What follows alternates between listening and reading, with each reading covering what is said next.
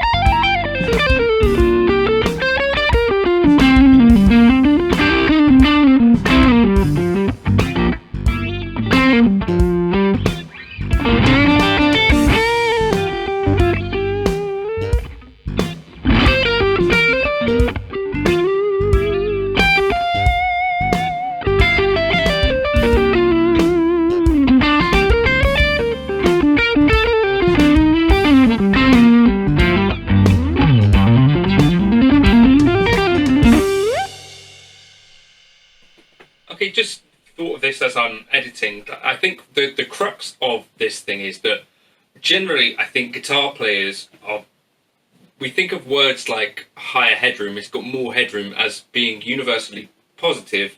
And so if someone said, would you want a high headroom amplifier? I think in most cases there'd be a preference towards yes. And conversely, I think if you said, do you want an amp with less headroom? That probably, our instincts, certainly for me, I feel like it's kind of less headroom sounds like a worse thing in some ways, right? And I think that might have been part of why in the past I would have considered maybe a VOX AC30 or AC15 type circuit, not necessarily the sort of thing that I'd go for, because in my head I kind of think, oh, high headroom amplifiers, two rocks, or, you know, 6 L6s, or, you know, a Fender amplifier, and then I think, okay, well, this Vox style circuit has lower headroom. Isn't that a thing I want less of? That's, I think, part of what's been going on in my head with this stuff. I don't know if you're anything like me, but over the years I've kind of changed sort of a few opinions about a few different things, and one of these is on this kind of amp side of things. Now, I grew up kind of thinking about people like John Petrucci as some of my favourite players, and Mesa Boogie basically was the main kind of thing that I thought about in terms of amp manufacturers. I wasn't that interested in anything else. And over the years now, that's sort of changed to the point now where, for the first time in many years, 16 to 18 years, I don't have a Mesa Boogie anymore, and it's been a bit of an interesting one for me. And the thing that I've come around to is basically VOX style circuits. Now, I don't actually have a VOX amplifier. I have a Matchless Lightning clone, which obviously Matchless stuff, especially early on, was very VOX based. In the house at the moment, I have this Bad Cat Black Cat, which they asked if I wanted to check out for some demos. So that's here on loan, and it's kind of changed my mind about things. So I think one of the things that people kind of appreciate and know about tube amplifiers is that for some of them it does take a certain amount of volume to start getting something happening. So for instance, like a Fender, I've got Pro Reverb behind me, at 3.5 on the volume, things are really starting to cook quite nicely. If I wanted breakup on that particular amp, I'd have to go way louder than that. 3.5 is like or 3 is a nice kind of clean tone that takes pedals nicely.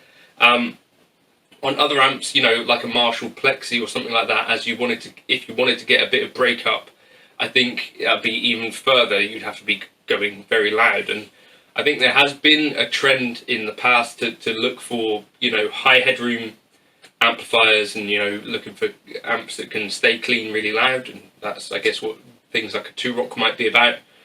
But actually, the thing that I've found is that nothing quite sounds and feels or as much like you're plugging it into an amp as like an AC style circuit. And what I mean by that, I don't know if you agree with this or not. Maybe something like a Tweed amp from Fender might do this similar sort of thing, but like the circuit has loads of presence, loads of kind of treble to it. You can have a bit of breakup there if you want, or you can have it pretty clean if you want, but there's also loads of the kind of like hum that comes through if you're using single coils. All the things that make an amp, some of them not necessarily super positive, but it really comes to life when you plug into a VOX circuit in a way that some of the other things that I've plugged into over the years maybe don't have as much life to them. So I can remember, so for instance, like my Mesa Boogie Nomad, particularly on the clean channel on that, it was kind of a pretty dull experience, not super inspiring when you play at home. If you turned it up really loud and played it live, it was quite a pleasant clean channel and kind of sat quite nicely. But what I found with the VOX stuff is that there's no mistaking that you're plugged into an amp. Like, it's like, oh, well, that can be super bright, or it can be exactly what you're looking for. The first time I encountered a VOX was Mr. Leyland, Rick, if you're watching, all right, who, with the music tech budget for a new music tech course at our school, bought a bunch of cool things, one of which was a VOX AC30, because I think he thought it was important for folks to, and him, to experience that kind of holy grail moment of plugging into a real tube amp. And the first thing that he did was kind of show us in the classroom, kind of turned it up really pretty loud, plugged in something with humbuckers, and, you know, went for that kind of overdriven VOX thing. For me, I actually find the VOX quite pleasant for cleaner tones as well. And I think when you use a VOX for the cleaner side of things, what you do get is kind of that cranked amp feel at a more manageable volume, I find, because you're getting like hints of breakup and bits of hair and stuff, but it's not super unmanageable in terms of volume. So I think for me, for a home amplifier, a VOX might not be a bad thing. If you're looking for super clean tones, maybe it's not ideal. If you're looking for super gainy tones, again, maybe not ideal.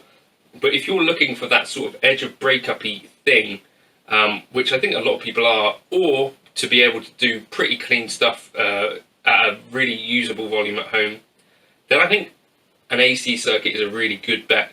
Of course, there are the VOX AC15s and AC30s, which you could pick up any day of the week for not too much money. There's other more expensive stuff out there.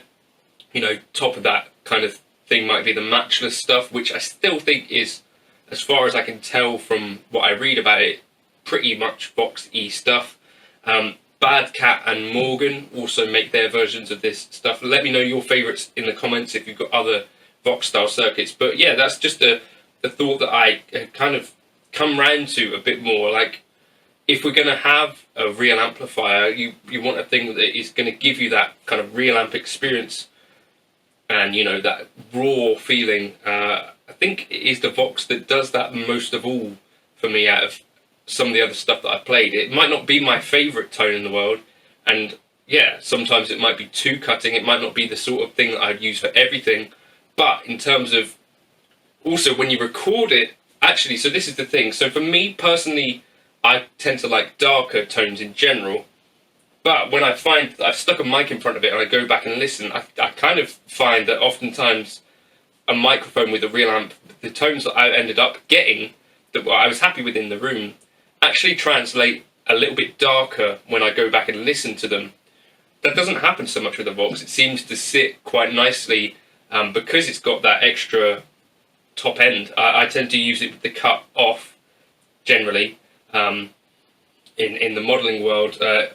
In the real world, I tend to run that cut about halfway up, like on the Bad Cat here.